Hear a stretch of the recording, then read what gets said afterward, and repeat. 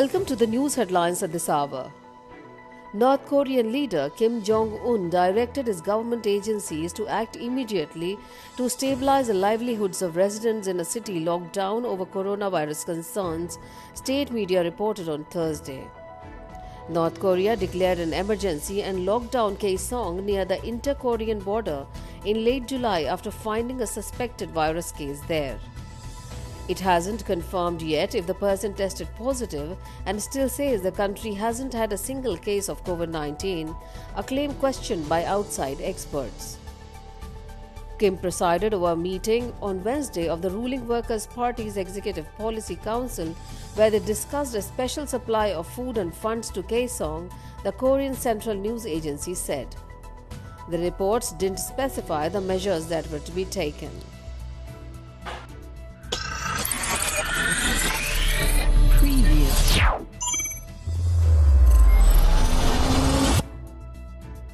Could a social media hashtag tapping into the energy and anger of global Black Lives Matter phenomena help achieve a Zimbabwe what years of street protests, strikes and political campaigns have so clearly failed to do? Over the last few days, in response to the particularly brutal public, widespread and ongoing clampdown by security forces, the hashtag Zimbabwean Lives Matter has gone viral globally. Celebrities like rapper Ice Cube, Aka and Lecrae and actresses Thandie Newton and Pearl Thusi has expressed support for at least interest in what appears to be an exploding grassroots campaign against the government of President Emerson Mnangagwa, the man who took over from former President Robert Mugabe.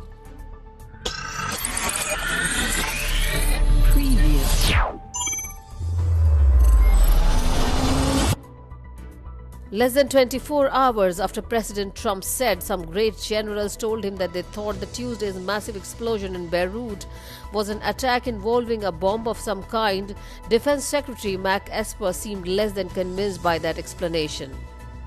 Speaking to an online audience on Wednesday as a part of the Aspen Security Forum, Esper said he was still getting information on the blast in the Lebanese capital, but that most believe that it was an accident, as reported. By Wednesday afternoon, the death toll from Tuesday's explosion in Beirut stood at more than 100 people, with thousands injured and 3 lakh rendered at least temporarily homeless by the damage. Lebanese investigators quickly homed in a warehouse filled with 2,700 tons of ammonium nitrate. They believe that the chemical, which had been removed from a ship abandoned in the port, was a likely cause of the blast.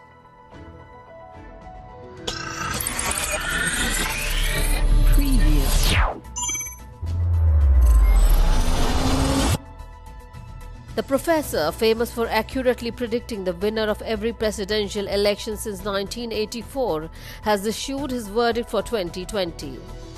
Joe Biden will defeat President Trump.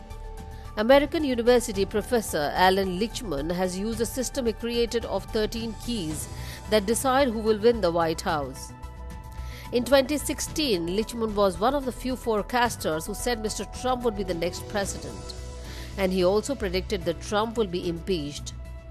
4 years after those calls, he foresees a Biden victory in November. The keys predict that Trump will lose the White House, Lichtman said in a New York Times video released on Wednesday.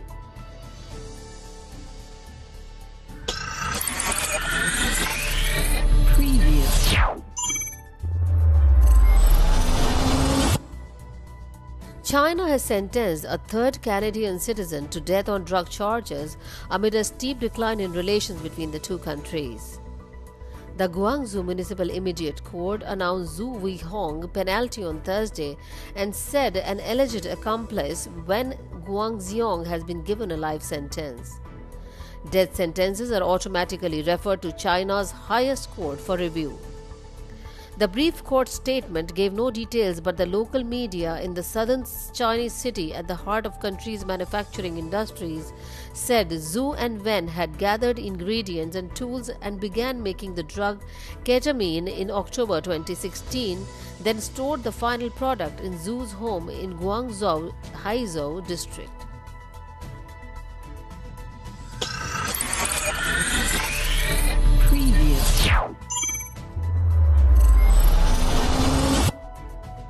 On Tuesday, a seismic blast at the port in Beirut, Lebanon, killed more than 100 people and injured thousands more. The timing is devastating. Lebanon is currently in depths of an economic and political crisis. The Lebanese lira, pegged to the US dollar, has depreciated 80% since October 2019. 1 in 3 citizens are unemployed and 45% of the population lives below the poverty line. The country's hospitals are also struggling with the coronavirus outbreak, with many experiencing shortages of personal protective equipment and ventilators. After the explosion, many hospitals were so badly damaged that they could not admit any more victims.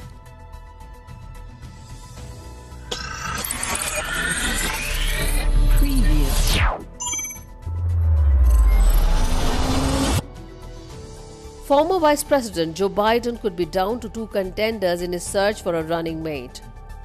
A new report from Axios details how Biden confidants believe he has narrowed his list down to Senator Kamala Harris and former National Security Advisor Susan Rice. While the report cautions that things could change, it noted that these confidants would be surprised if he picks anyone else.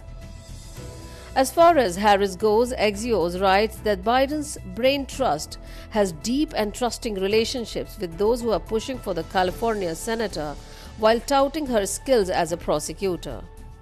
But on the other hand, according to the report, Rice is getting a big bounce from former President Barack Obama's alumni who say that picking her would guarantee the enthusiastic presence of Obama and former First Lady Michelle Obama on the campaign trail.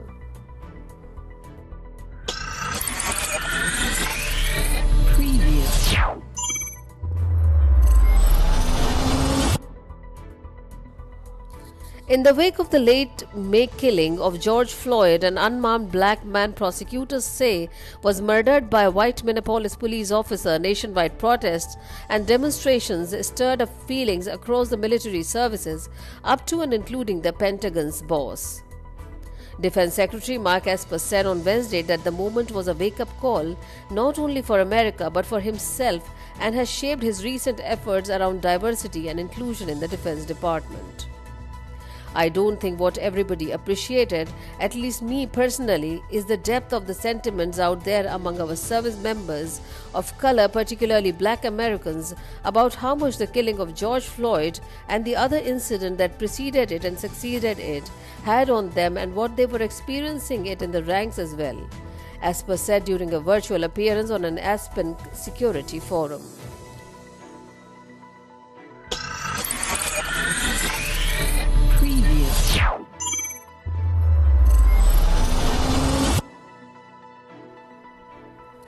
A Pakistani court has sparked outrage by ruling a 14-year-old Christian girl was illegally married to a Muslim man who allegedly abducted her at gunpoint.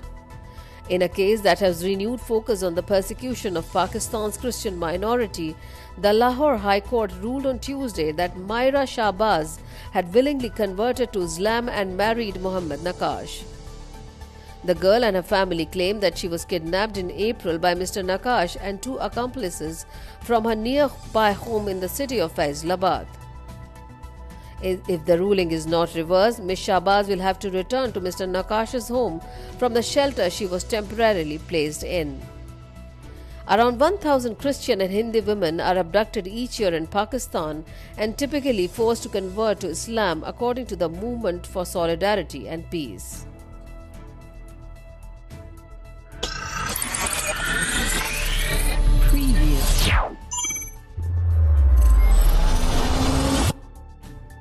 As the coronavirus pandemic has spread around the world with millions infected and thousands dead, billionaire Microsoft co-founder and philanthropist Bill Gates has pledged $250 million to combat the disease through his foundation.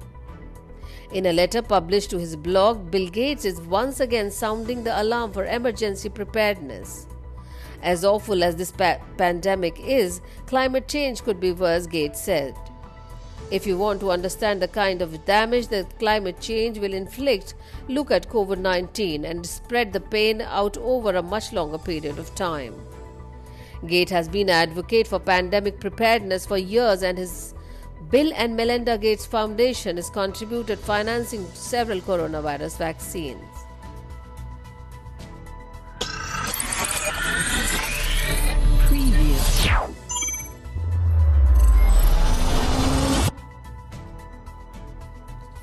The United States on Wednesday announced its highest level visit in decades to Taiwan, a move sure to infuriate China at a time when relations between Washington and Beijing are at historic lows.